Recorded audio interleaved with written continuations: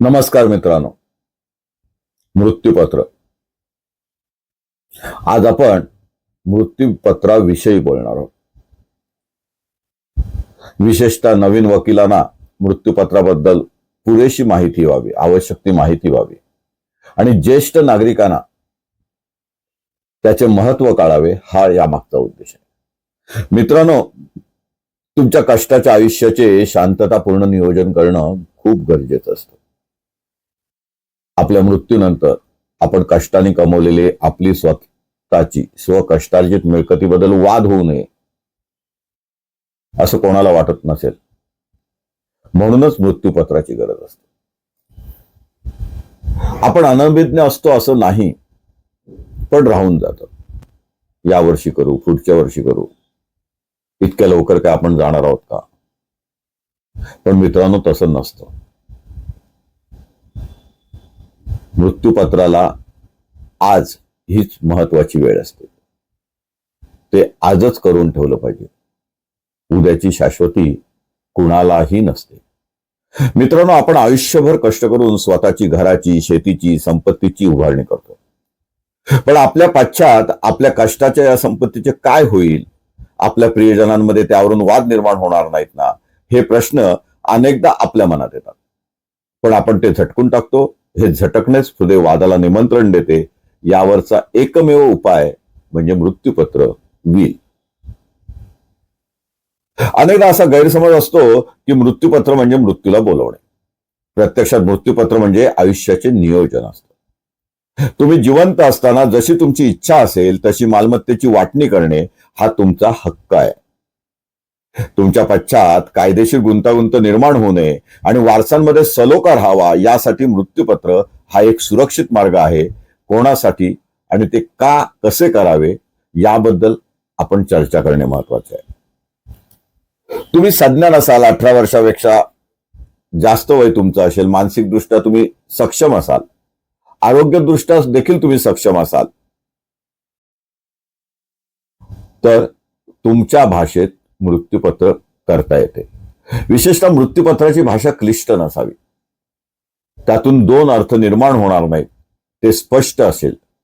तुमची जी काय इच्छा आहे, तुमचं जे काय म्हणणं आहे, ते पूर्णपणे पूर्ण वाक्यात, त्यातून दुसरा कोणताही गैरसमज मागाहून निर्माण होणार नाही, किंवा तुमच्या मृत्यूपत्रातील तुमच्या इच्छेचा, तुम्ही लिहिलेल्या वाक्याचा गैरअर्थ कोणीतरी गैरमार्गाने काढणार नाही, गैरसमज पसरवणार नाही.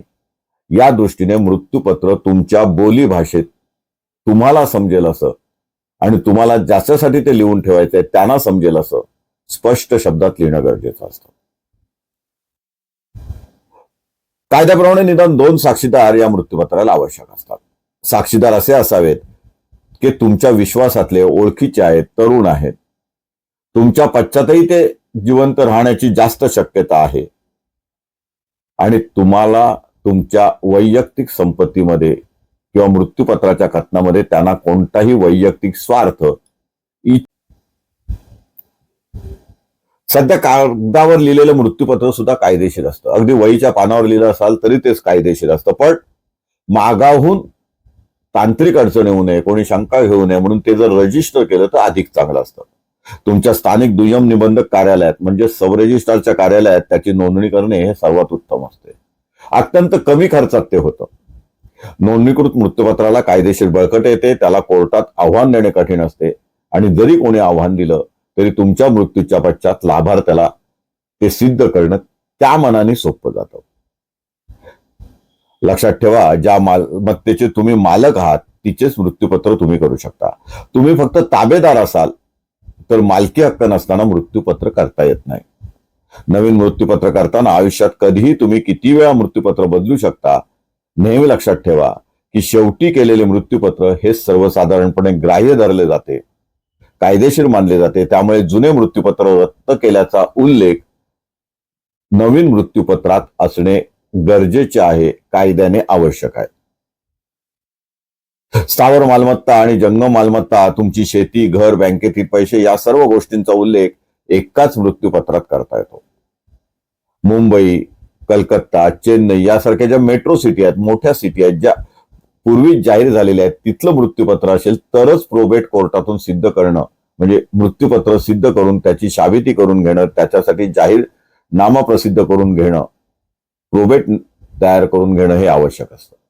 अन्य ठिकाणी, गावा ठिकाणी, इतर जिल्हा परिषद मतदारसंघातली गावं, नगरपालिकेतली गावं किंवा नगरपालिका क्षेत्र, इतर महानगरपालिका यांना मृत्यूपत्र प्रोबेट करणं गरजेचं नाही. जेव्हा मृत्यूपत्र करणारी व्यक्ती अत्यंत आजारी असते, त्याला संपत्ती दिली आहे, तोच व्यक्ती मृत्यूपत्र लिहिताना मुख्य सूत्रधार ऍक्टिव्ह रोल असतो, तेव्हा कोर्टात त्याबद्दल संशय निर्माण होतो. म्हणून मृत्यूपत्र करताना ते पूर्णपणे स्वखुशीने आणि कोणाच्याही दबावाशिवाय केलेले नाही हे सिद्ध होणे गरजेचे असते. अर्थात हा वाद जेव्हा जातो तेव्हा मृत्यूपत्र करणारा स्वर्गात असतो. त्यामुळे करणाऱ्यांनी ही काळजी घ्यायची आहे की शक्यतो त्यावरनं वाद निर्माण होणार नाही असे कथन असावे, आणि लाभार्थ्यांनी काळजी घ्यायची आहे की ते जेव्हा कोर्टात चॅलेंज होईल, आव्हानित होईल, तेव्हा त्यातला प्रामाणिकपणा सिद्ध करायचा आहे, आणि ज्याला चॅलेंज करायचं आहे, ज्याला त्याच्याबद्दल संशय निर्माण करायचा आहे, त्याला हे मृत्यूपत्र दबावाखाली झालेलं आहे, माणूस आजारी होता, माणूस प्रत्यक्षात हजर नव्हता, त्याचा अंगठा मिळवण्यात आलेला आहे, प्रत्यक्षात त्याच्या मालकीची मिळकत नव्हती, तो मृत्यूपत्र करण्यास सक्षम नव्हता, साक्षीदार सक्षम नव्हते, आणि संशयास्पदरित्या मृत्यूपत्र झालेले आहे, लाभार्थीने हे फसवून करून घेतलेलं आहे, या गोष्टी कोर्टात निर्विवादपणे सिद्ध कराव्या लागतात. तेव्हाच मृत्यूपत्र चॅलेंज होतं किंवा त्याबद्दलचा दावा जिंकता येतो. आरोग्य आणि स्पष्टता. मृत्यूपत्र करताना आपली मानसिक स्थिती ठणठणीत आहे याचे सर्टिफिकेट, डॉक्टरचे सर्टिफिकेट त्या दिवशीचे घेणे आणि ते मूळ सर्टिफिकेट मृत्यूपत्रासोबत जोडणे, मृत्यूपत्रात उल्लेख केलेले कागदपत्र, मिळकतीचे उतारे, घराचे उतारे, टॅक्सच्या पावत्या, ताबा तुमचा असल्याबद्दलचा पुरावा, याबद्दलचे सर्व कागदपत्र मृत्यूपत्राला जोडून ठेवले, त्यावर सुद्धा सह्या घेतल्या किंवा केल्या तर ते जास्त संयुक्तिक ठरतं, जास्त विश्वासार्ह ठरतं. मित्रांनो, मृत्यूपत्र हा केवळ कागद नाही. व्यंकटचल्य अय्यंगार हा केसला आहे. मृत्यूपत्र करताना खूप काळजी घ्यावी लागते. सहज केलं, लिहून ठेवलं, नंतर कुठल्या तरी 2 साक्षीदारांच्या सह्या घेतल्या, असं शक्यतो करू नये. मृत्यूपत्र रितसरपणे तुमच्या इच्छेप्रमाणे कुणाकडनं तरी लिहून घ्यावं, ते व्यवस्थित वाचून घ्यावं, त्याचे कागद, त्याचे संदर्भ सगळे सोबत जोडावेत. डॉक्टरांचा दाखला तुम्ही शारीरिकदृष्ट्या, मानसिकदृष्ट्या चांगले आहेत याबद्दलचा घ्यावा. साक्षीदारांना ते वाचून दाखवावं, साक्षीदारांच्या समोर त्यावर सह्या कराव्या. ते मृत्यूपत्र शक्य असेल तर सीलबंद करावं, त्यावरही साक्षीदारांच्या सह्या घ्याव्या, आणि आपल्या विश्वासू माणसाकडे ते मृत्यूपत्र ठेवायला द्यावं.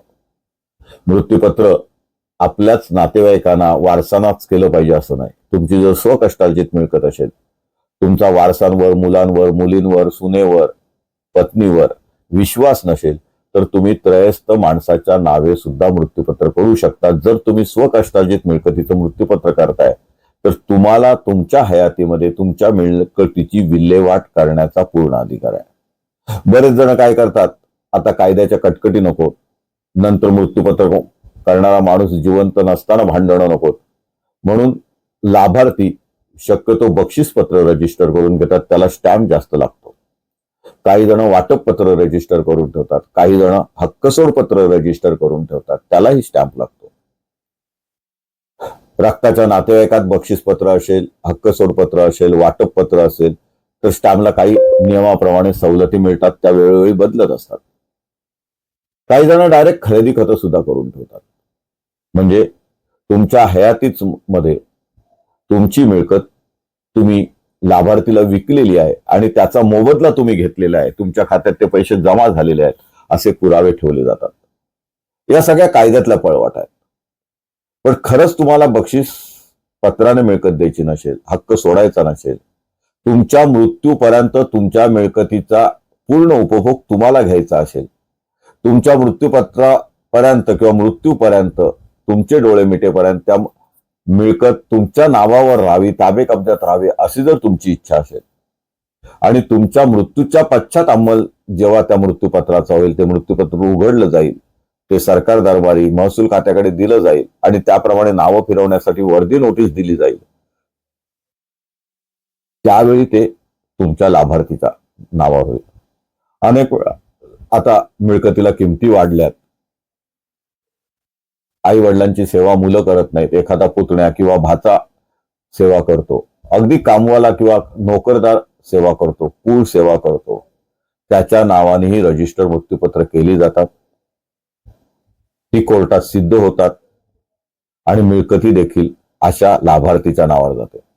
त्यावेळेला तुम्ही मुलगा आहात, तुम्ही अमेरिकेत आहात, तुम्ही इंदोरला आहात, तुम्ही नोकरीनिमित्त बाहेर होतात, तुम्ही वडिलांना पैसे पाठवत होतात, ही मिळकत वडिलांनी जरी विकत घेतली असेल तरी त्यांना तुम्ही मदत केली होती, हे सगळे बहाणे उपयोगी पडत नाही. जर चांगला वकील असेल, सक्षम वकील असेल आणि लाभार्थी सुद्धा सक्षम असेल तर तुम्ही किती आव्हानं दिली तरी मृत्यूपत्र सिद्ध करता येऊ शकतं. ते वारसांवर देखील बंधनकारक राहतं. म्हणून मृत्यूपत्रातली काही ठराविक वाक्य अगदी नियमितपणे लिहिली जातात की हे मृत्यूपत्र माझं शेवटचं आहे, पूर्वी मी या तारखेला मृत्यूपत्र केलं होतं, ते गैरसमजावत होतं, आता परिस्थिती बदललेली आहे, त्यामुळे हे मृत्यूपत्र मी बदलत आहे, आज रोजी 2 साक्षीदारांच्या समक्ष हे मृत्यूपत्र मी करून ठेवत आहे, ते माझे अंतिम मृत्यूपत्र आहे. मृत्यूपत्राची मिळकती मी स्वतः या तारखेला विकत घेतलेली आहे, त्याचे पैसे मी या तारखेला भरलेले आहेत, मिळकतीचा ताबा मी घेतलेला आहे, मिळकतीचा ताबा घेतल्यानंतर मी तिथे घर बांधलेले आहे, त्याच्यासाठी कर्ज घेतलं होतं, ते घर माझ्या नावावर आहे, त्याचे कर आजपर्यंत मी भरतो, घरातलं लाईट मीटर टिंब हे माझ्या नावावर आहे, गॅस मीटर आहे, रेशन कार्ड आहे, ते माझ्या नावावर आहे. मृत्यूपत्रातली मिळकत ही माझी स्वकष्टार्जित आहे, ती विल्हेवाट लावण्याचा, त्याचं मृत्यूपत्र करण्याचा मला पूर्ण अधिकार आहे. मी पूर्ण विचारांती हे मृत्यूपत्र करत आहे. 2 साक्षीदारांना मी समक्ष बोलवून आणलेले आहे, ते माझे विश्वासातले आहेत, त्यांना मृत्यूपत्रातलं कथन सांगितलेलं आहे, मृत्यूपत्र मी या माणसाकडनं टाईप करून घेतलेलं आहे, ते मृत्यूपत्र मी साक्षीदारांसमोर वाचून बघितलेलं आहे, त्यावर मी आज रोजी सही करत आहे. माझे कौटुंबिक डॉक्टर हे आहेत, त्यांनी माझी मानसिक व शारीरिक स्थिती चांगली आहे, आज मी चालण्या बोलण्याच्या स्थितीत आहे, ऐकण्याच्या स्थितीत आहे, आज माझे पंचेंद्रिय काम करत आहेत, त्यामुळे मी काय करतो याची मला पूर्ण जाणीव आहे. मी या कारणासाठी माझ्या मुलाला ही मिळकत देत नाही. मी ही मिळकत सार्वजनिक संस्थेला देतो, त्या सार्वजनिक संस्थेचा रजिस्ट्रेशन नंबर टिंब आहे, ती सार्वजनिक संस्था ही रजिस्टर्ड ट्रस्ट आहे, त्याचा नोंदणी क्रमांक टिंब आहे, त्याचे संचालक टिंब आहेत. या कारणाकरता मी रितसर परवानगी घेऊन ही मिळकत ट्रान्सफर करण्यासाठी प्रयत्न केले आहेत. आता मृत्यूपत्रांची मिळकत मी या संस्थेला देत आहे. किंवा टिंब हा माझा पुतण्या आहे, त्यांनी माझी देखभाल केलेली आहे, माझी मुलगी आहे, जावई आहे, परंतु त्यांनी माझं योग्य प्रकारे सांभाळ केलेला नाही, त्यांच्यावर आता माझं प्रेम राहिलेलं नाही, त्यांच्या लग्नात मी त्यांना पुरेशी संपत्ती दिलेली आहे. माझी एक मिळकत मी माझ्या मुलाला रजिस्टर बक्षीसपत्राने आधीच दिलेली आहे, ही उरलेली मिळकत ही माझ्या पत्नीसाठी मी ठेवत आहे किंवा पुतण्याला देत आहे. जे काय असेल ते तुमची इच्छा असेल ती स्पष्ट शब्दात नाव, वय, लाभार्थीचं राहण्याचं ठिकाण, मिळकतीचं पूर्ण वर्णन, मिळकतीच्या चतुर्सीमा, क्षेत्रफळ हे सगळं लिहून मिळकतीची बाजार मूल्याची किंमत जेवढं स्पष्ट तुम्ही लिहाल तेवढं गैरसमजाला जागा राहत नाही. कारण मित्रांनो, जेव्हा वाद होतात तेव्हा तुम्ही नसता आणि कोणाचीच इच्छा नसते की मी कष्टाने मिळवलेले मिळकतीचे धिंडवडे कोर्टात निघावे, 5-10 वर्ष त्याच्यासाठी झगडत राहावं. तो हुकुमनामा मिळाल्यावर सुद्धा लाभार्थीला मिळकत मिळत नाही, ताबा दुसरीकडेच असतो. हे असू नये म्हणून ते मोजणीचे नकाशे जोडणं हे सुचवलं जातं. पण याचा अर्थ तुम्हाला घाईने मृत्यूपत्र करता येणार नाही असं नाही. तुम्हाला तुमच्या इच्छेप्रमाणे, तुमच्या शब्दाप्रमाणे कोणताही फॉर्मॅट न वापरता, कोणताही मसुदा न वापरता, तुमची इच्छा व्यवस्थित लिहून ठेवली, त्याच्यावर 2 साक्षीदारांची सही असली आणि तो अगदी साधा वहीचा कागद असला आणि तो रितसरपणे तुम्ही तुमच्या विश्वासू माणसाकडे दिला, मूळ कागदपत्र तुमच्या मृत्यूपत्रानंतर, तुमच्या मृत्यूनंतर बाहेर आला आणि लाभार्थीने त्याचा लाभ घेतला तर कोणीही त्याला हरकत घेऊ शकत नाही. हरकत घेतली, दावे दिले, अगदी फौजदारी खटला झाला तरी सुद्धा त्यातून फारसं काही निष्पन्न होत नाही. नाजूक डॉक्युमेंट आहे, त्याच्यात भावना गुंतलेल्या असतात. भावनेच्या भरात आपण योग्य ते कायदेशीर सल्ले घेत नाही, मृत्यूपत्र करायला टाळाटाळ करतो आणि नंतर वेळ निघून गेलेली असते. कदाचित तुम्हाला पॅरालिसिस झालेला असतो, नंतर क्षमता नसते, मधल्या काळात मिळकत तुमची गिळंकृत केली जाते. त्याऐवजी जर व्यवस्थित मृत्यूपत्र केलं, तुमच्या मृत्यूपत्रापर्यंत किंवा तुमच्या मृत्यूपर्यंत त्या मिळकतीची देखभाल करण्याची योग्य ती काळजी घेतली, तर मृत्यूपत्राचे वादच कोर्टात येणार नाही. उद्देश हाच आहे. त्यामुळे मृत्यूपत्राचा कायदा लवचिक आहे, तो समजून घेणं गरजेचं आहे. वृद्धाश्रमातली लोक असतील, ज्येष्ठ नागरिक असतील, निवृत्त झालेले नागरिक असतील, व्यावसायिक असतील, प्रत्येकानेच आपल्या स्वकष्टार्जित मिळकतीचे, स्थावर मिळकतीचे, जंगम मिळकतीचे, मालमत्तेचे योग्य वेळी योग्य शब्दात मृत्यूपत्र करून ठेवणे गरजेचे आहे. तुम्ही असंही करू शकता की माझ्या मृत्यूनंतर माझी पत्नी जिवंत असेपर्यंत ही मिळकत माझ्या पत्नीच्या नावे ताबे कब्जात राहणार आहे, मात्र तिच्या मृत्यूनंतर माझा पुतण्या टिंबटिंब याच्या नावे ती होणार आहे. या मृत्यूपत्राने मी त्याला तो लाभ देत आहे. माझ्या पत्नीचा सांभाळ तो करत आहे.